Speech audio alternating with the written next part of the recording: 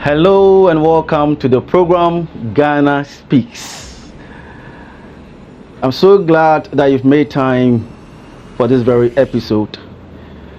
Last week was fireworks. As I told you, I didn't come at the time to do a program because there was an issue pending with regards to the nursing strike and so on and so forth. But thankfully, we've been able to make some very important points, and therefore today we're going to go on the normal program, still on the nurses, and we'll be discussing some issues, some comparisons, journalism, nursing, and other professions, but specifically with reference to journalism, because someone made a very insane statement, of which that statement was very unfortunate. To a large extent, I do understand the angle that he's coming from. He was in pain. But whenever we are in pain, the way and manner we talk, how we control our emotions, the way and manner we use words, these are the things that people base on to say that indeed we are wise or we are stupid. Okay? So there are words that you can use when you are angry, but you need to guard your tongue, so that at the end you will not hurt anyone in your delivery. But the statement that came from this young nurse seemed to suggest that journalism is a useless profession, and also those of us who are championing and promoting it therefore makes us sane, because if you decide to insult the profession or attack the profession, then it means that journalists have no business even discussing issues of other people with regards to even the profession that some of us hold so dear to heart. In the no mekan some ekula ibi na fa benten video no ye no save you video no ye no yansa ni weja o mobo yansa mo be jandi bobo na nda no moto ni kakakra o da asana benten kan no we feel pompous no ye bufu no wono mu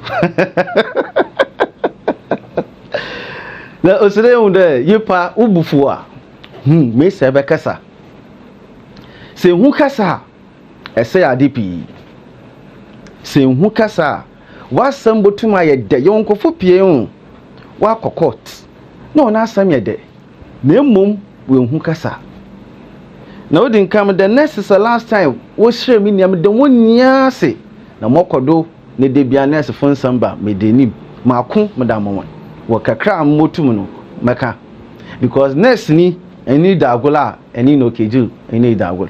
I'm surrounded by nurses and I don't joke and play with them. So I mean, if you decide to attack nurse, you're going to have issues with me. Trust me. I adore nurses. I admire them. They are the flowers of this world. Nemum abente na asemo kin wa shame mi jan ya woba wa shen ni ala woba, especially journalists and broadcast journalists. Now I believe that he spoke from an ignorant point of view, because on say young professionals say onim da awesome broadcaster or some broadcast journalist, not some journalist. Every broadcast journalist be a journalist. Every broadcast journalist be a always we ask be a journalist. But not every journalist, not a broadcaster. Now you're all broadcasters for who? The better chenyali or in the show ni. But before I bet us no, she kasa ofinonum oba yoken. Even though I bent to offend John Hughes na some more ken no, any I condemn mobiale hu one ken ye. Na endam no sedam kwaka. Because it was an insult. The baby one na kede on wo feli one waxy. Charlie Nelson yeah more from our joke ho. Hey Nelson. So utile wa Nelson man try cry. Anatomy na ne adam kan we first year nyeme bosu egu trim no. Baby abefa no. Into Nelson day massa. What can one of the most dangerous professions we are seeing man Nelson kan nyeme pi tumisi na meche nyeme. The same thing as journalism, Oti. But you have to understand that I'm a major him backers and my nurses, another minkasa, then me cussing with the nurses in your album. My cassa, that child banda, bambo, modern nurses phone be more. Now, me a major nurse ni, Wakasa Bahat, ada from a professional I don't know mean into because journalism na nursing no was some connectivity be and training ya enter but ada wa friend unnecessary comparisons so say dey am medwan important is now ewiase na biala very important edwuma bia nyimpe bia ye wo Ghana ha or important sebio mo ye edwuma wo mortuary when you dead bodies na obi an ntumi asomdwe mo tsena public toilet wan ketsen wa obi an ntumi sebio won keja ne nan mo ye teacher ni ene ye jani we are guilty teacher no achewa do kindergarten and other day nursery ekena you don't even remember them the yimpa ye too and chen ye free mo chen do primary school ye kaya yemu ahen na ye ko back de ye ka hwe teacher simple wona asetan wat den nanso won na wa men de ye du bebe ye duli nanso ye nke enti no edwuma bia wa asaso di bia no important but we boy bufu mu no ekona ba for da be kasa no and what should I save what it tell and I want to tell. What's some can hear there? And actually, the video now the man bent here. Or Cassa, come on. No mum, if you know, we know, I say no, I send our woba. Shakasa, okay. Out of bachelor and Sana Lancensia Baby. Miss Obiato Lancensia 10 years on passing you so exams on to sober pass, want to me practice it. What are you telling us? So be passing exams, dear. Journalism juma enye ina ye for nanka wo journalist ranka wo yonko nipa wasi asema be did nipa atem Shekasa okay ansa Shekasa bente yake or no what this phrase what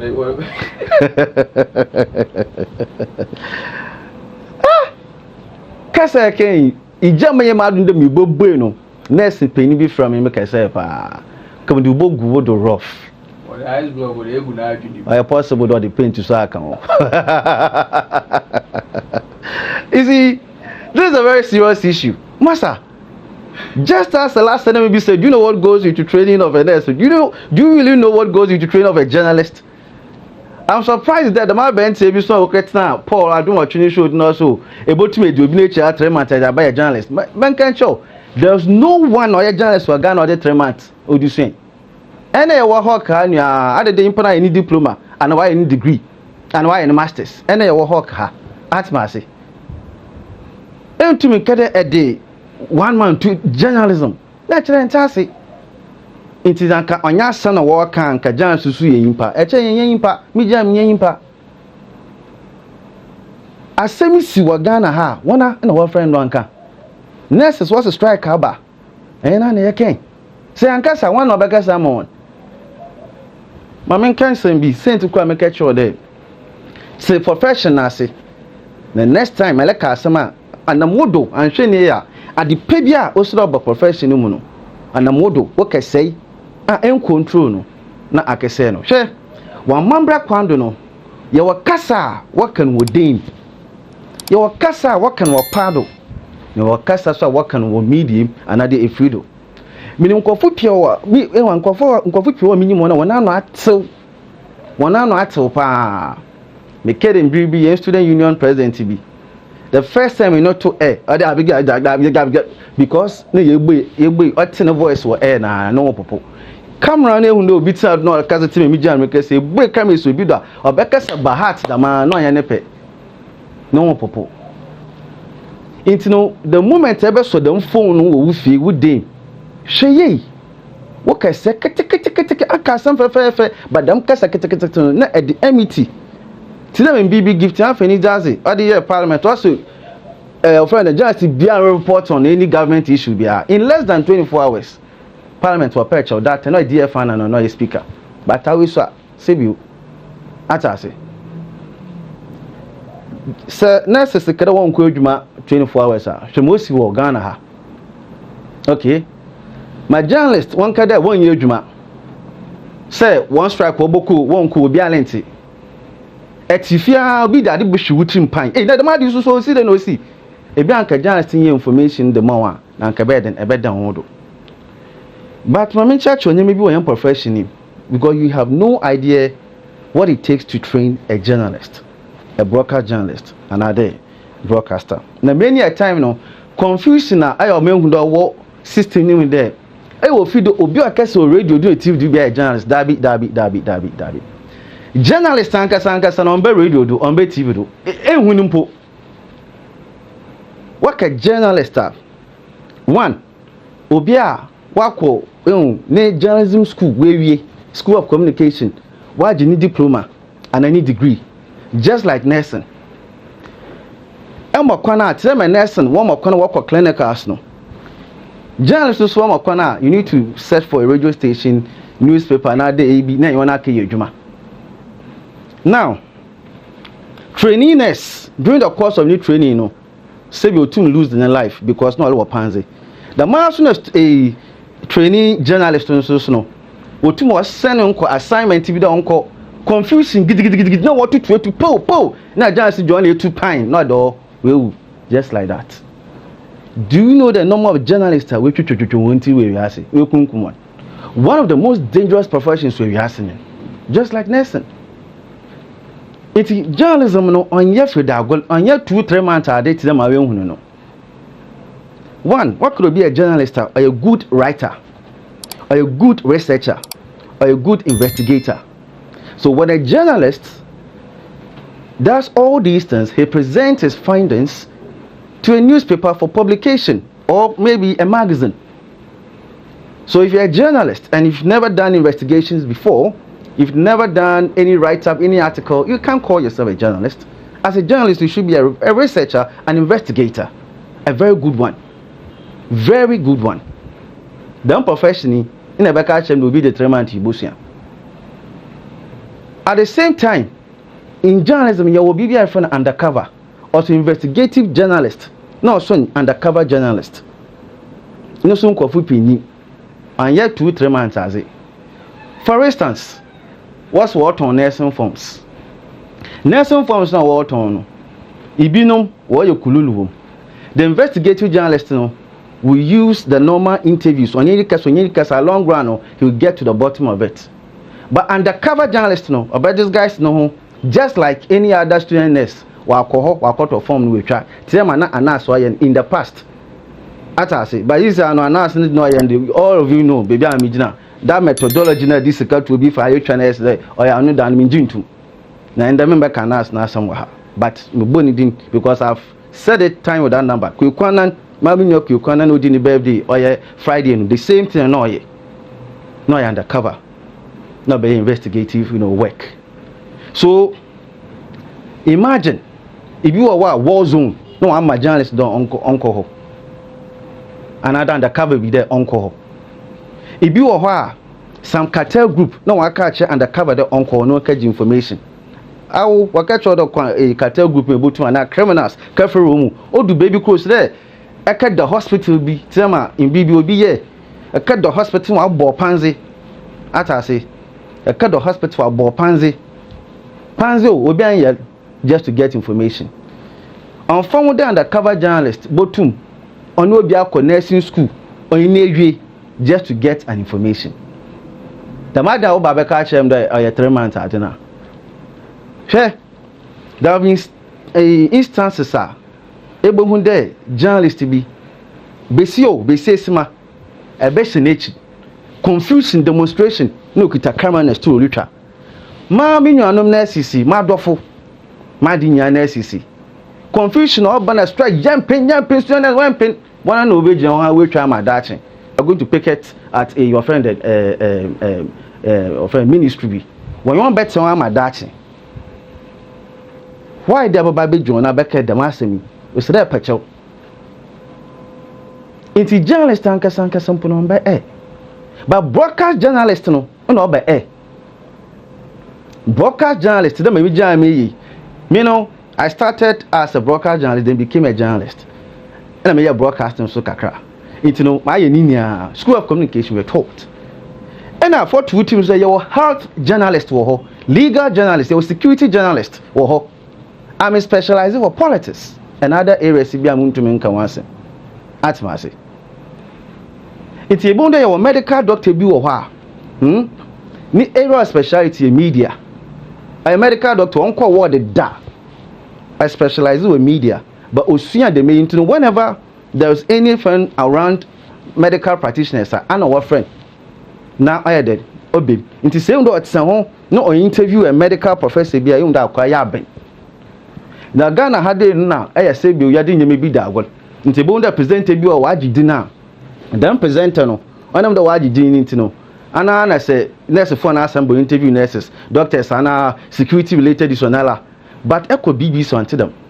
So there was one professor be organizing a workshop the man or Kolebu now teaching health reports now say a call program be on BBC I think hard talk or so young guy no be interview no when do normal chance there or baby send questions be to them a Ghana ha will be say first question a Ghana be send no this kind of questioning ordinary journalist to be said the answer me into them there osuro order no hodo akwan new to me nke bi wo BBC do what call commercial break no ben no be send what is your background also a professor in medicine can you imagine this or a professor moi why in medicine why any BBR oh you know also specializing in media and then that's a medical whatever I want to win one times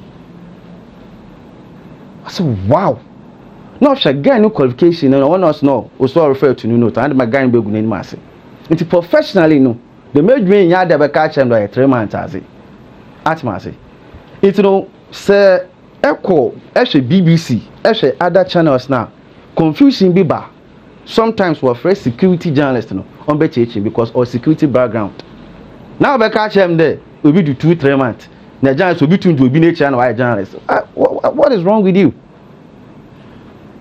or the adjoining go say I am not a problem enter professional say professional na do man kofu pi we kunkum boy so when you make such a statement and can say hey so broadcast journalists no just like journalists no present their findings to a newspaper broadcast journalists no present their findings no to TV or radio I want to bet in what's saying to baby into broadcast journalists no work or am a report now the interesting thing is there obi a oye writer 100% not true on your pictures and videos no dey pictures on TV on videos on audios and we use only pictures and interviews not true into journalist to be a very good writer and such a person so I could be a broadcast journalist or switch my TV with newspaper no be TV a little bit easy kakra because TV no Mobakande the Ghana Nurses Register Association has called off or has suspended their strike for the full details and has filed this report banning maybe but a journalist will have to go into detail that the Ghana Registers blah blah blah Association went on strike on this day. The strike happened as a result of this. It happened blah blah blah blah. And this is the third and fourth filter. I bet you it's at the broadcast journalists, but then buy a newspaper. I don't use my because and they be a radio no in a video sound or customer. But when it comes to a journalist and pictures, now pen no. Na abiba say papa ya no dey adwuma en time no na en type ta ya tro atase it confusion bi obese wia so be say hemfa the journalist will have to be there at my American I say so if you don't know you don't know any day anytime undercover journalist will come back na ko undercover na say obi all that matters no me I know this guy obi akwa cover the akọ group bi no obi akere I know this guy owona no so I don't ko oku wan kotin pa ankwanye ye wo fa no nia masa aya ebufu bani ale ka asem adwene ho na ye wo broadcaster no and host specially show obotu abatema 199 oyi I'm the also a world program or something yeah ebo de obi o host morning show and yet journalist but a broadcaster your broadcast journalist will host morning show I know now what broadcasters and host morning show because one what could be a broadcaster one so you'll be our nice voice or nice face at I say I don't know select between this and few months I don't know what you need in there you should have command over a particular language about French English fancy another at my say it the mean pano obejina TV do no obekasa obi a no kete se ne wo yefe abenti ne wo yefe our voice I dan nyam nyam ni na qualities oboa obi a broadcaster. It's a you read the news in here and a broadcast journalist. If you are a newscaster, like or a very good. Now the man didn't echo yen local side now or the local media now. You realize that local media if you want me news keko. News no why a joke. It's all can then say. And a pepe we should need you said your tea. No a chair kulai or mass one of this year musu or download na cry me. That is purely comedy. And forgive me my word, stupidity. Obi ne ba we rape na we defile no. E dey joke. News, serious news business. Entumi ya the madin or joy in a city. Dabi obi only read the news. Enwa all cast news no. Now obubu bewo. They say yan kwa abada yan bo no kotoko yan fa we yan fa nti saade we dabi sa fantas no alkam yan say ma on sama be ya nkofo otum address why den samanfo bi woni na mpom na dama dabi te GBC one local news wa bodu ebien ensam na podo na yede brewoni omampanyin John Mahama akede onche biara na esofo niara obotuetu biara ni sika adaman the maso ena central for women niara was once one corner komotu won yon so won sika oleba afidi wama yonko instantro ni omampanyin John Dramani Mahama onche wia na oni nurses so you see a 10 news na ehun there yes which is different for them kikim na ade no it obi a wo training no professionally was school of communication on Ketsen radio do no joke them interaction city GBC job. So do not compare. Dam nyama nde obi oya broadcaster obi okese o bia no oya jan dabi made in kana ka journalist angasan pombe unless oya broadcast journalist. Into today TV3 or we last time you nya ya kan there mo ye wan ye ni TV3 no won kwofo ho a 1 year journalist so you do TV3 or legal department or medical department and accounting department or all department na what news department atmase it entum sol another city na ade no all those department the same way for hospital yawo a offended yawo accountants for her yawo this for her yawo cleaners yawo this yawo that the fact will be ni journalist be nanto no does not mean that in internet bibi come no jumo why journalist of the year now unkofu pi was so it here no on call any journalistic background biara. So you'll be all cry we journalism school all right. We school of communication, you know. But on practice, what better than broadcaster or host the show on goting. But red journalist in Ankesane who answer that one. Apart from there, broadcast journalist on one what be TV do women news. Tell me who be other channels no. Into professional or a very risky. She journalist to do we kunkumon we treat na fido. Midnight now wo adano. Today my midnight I bound the nurse ni all covered up and down no. Na journalist be on in the bush on post for she criminal bi. If you post one ka fra criminals ni now for 1 year call undercover. Are very dangerous. It's anytime be a broadcast journalist be obe a new program bobo aban bi anano be kino o ko fi ani ni yem ni ahyehyɛ because onim be bullet be fiaba.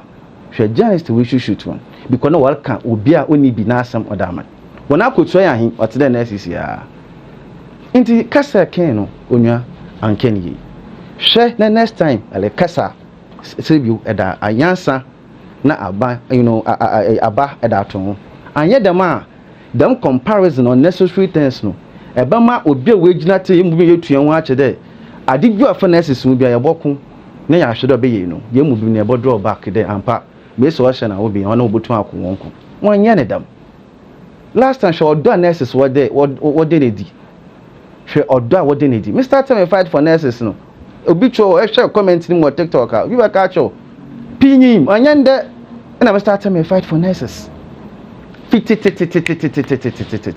because I'm surrounded by nurses but do not make that mistake that be clear which may important is no be that be it may be important. It may be important, but the interest in Nkuma or Moti, as I say, you're sure that